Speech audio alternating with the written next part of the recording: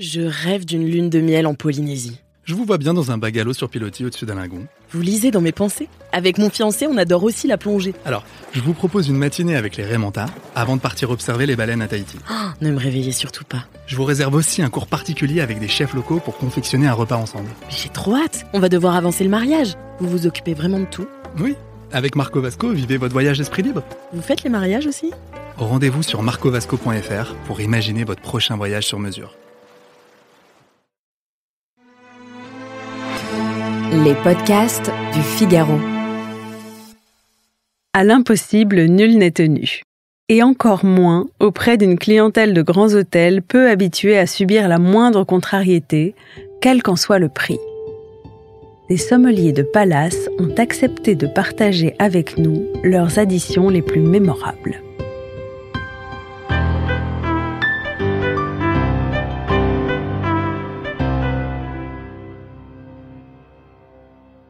Addition à 6 chiffres, Romanée Conti finissant en fond de crachoir, match de Pétrus en plein service. Dans l'univers feutré des restaurants de palace, où le service donne le sentiment de ronronner tel un bourdon bien heureux, surgissent à échéance irrégulière des commandes à vous donner des sueurs froides. Du Ritz à l'Hôtel de Paris en passant par le Pavillon, le Meurice ou encore le Georges V, retour sur ces coups de chaud durant lesquels tout bon sommelier se doit de garder la tête froide. Pour commencer, revenons sur un personnage considéré comme la terreur des sommeliers à travers le témoignage de Vincent Javot, directeur de la sommellerie au Pavillon Le Doyen, à Paris. C'est l'histoire d'un client bien connu des sommeliers officiant dans les plus grands établissements parisiens. Le principe est toujours le même. Il refuse de s'asseoir à table et s'installe plutôt au bar avec des amis. Après avoir parcouru la carte du restaurant, il demande où sont les références cachées. Par correction, le sommelier lui propose de descendre en cave où reposent des bouteilles destinées à être conservées jusqu'à leur apogée. Sans ciller, il commence alors à faire son marché. 4 Corton Charlemagne du domaine Coche-du-Riz, un Richebourg 2016 du domaine de la Romanée Conti, qu'il conservait précieusement, quelques grands noms de la vallée du Rhône, avant de remonter, avec 12 bouteilles entre les mains. Il va même jusqu'à demander au sommelier médusé quelques flacons plus simples à lui proposer. Ce soir-là, il passe la soirée à servir les différents vins à ses invités, seuls quelques-uns ayant le droit de goûter au plus coté. La note, près de 100 000 € uniquement pour la partie liquide. Tous les sommeliers de palace le connaissent et on raconte qu'il a déjà dépouillé la cave du Georges V de tous ses châteaux raillasse. Un homme à éviter, donc.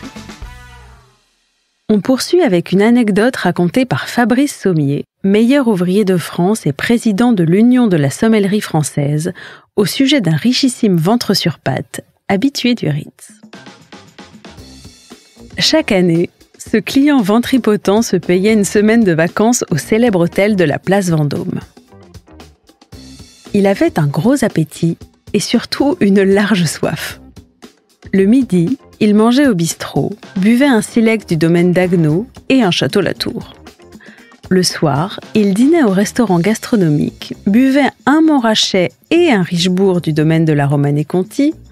Le premier jour, il ajoutait à cela une bouteille de Sauterne, les autres soirs, un grand blanc de Bourgogne ou un vieux champagne, et le dernier soir, tout cela réuni, avec, en supplément, une bouteille de Latache, encore du domaine de la Romanée Conti. À côté de ça, comme il avait un sommeil léger, il fallait lui monter une bouteille de Fernet Branca et une bouteille de cognac de chez Martel en chambre, avec une assiette de pâté croûte en cas de petit creux, avant de repartir avec une note avoisinant les 100 000 €. Comme quoi l'appétit n'a décidément pas de prix. Maintenant, venons-en à une anecdote pour le moins improbable, racontée par Estelle Touzet, ex-chef sommelière du Meurice, qui vous apprendra qu'il est possible de trouver du lait à Paris au beau milieu de la nuit, mais pas n'importe lequel. À la fin d'un service, un client du restaurant l'aurait interpellé en lui demandant de lui faire monter en chambre une bouteille de lait de zèbre. Elle pense d'abord à une blague, mais pas du tout. Le client était très sérieux.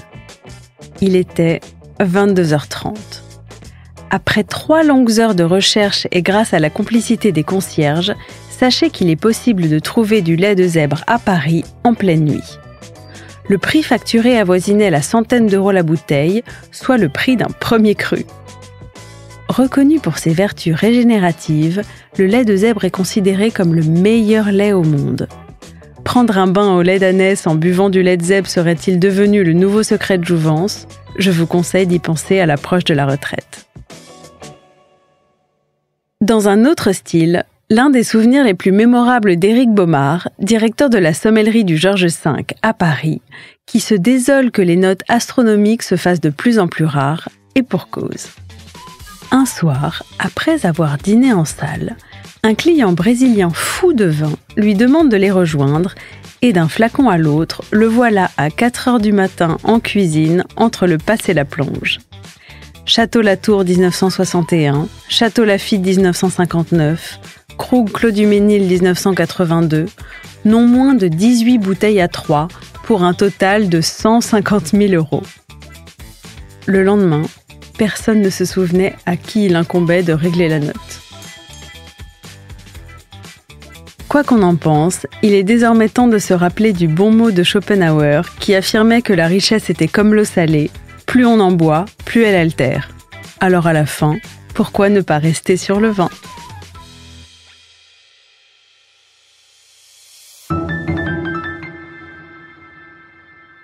Merci d'avoir écouté ce podcast. Je suis Alicia Doré, journaliste vin. Vous pouvez retrouver Parlons Vin sur Figaro Radio, le site du Figaro et toutes les plateformes d'écoute. Si vous avez aimé cet épisode, n'hésitez pas à vous abonner et à laisser votre avis. À bientôt!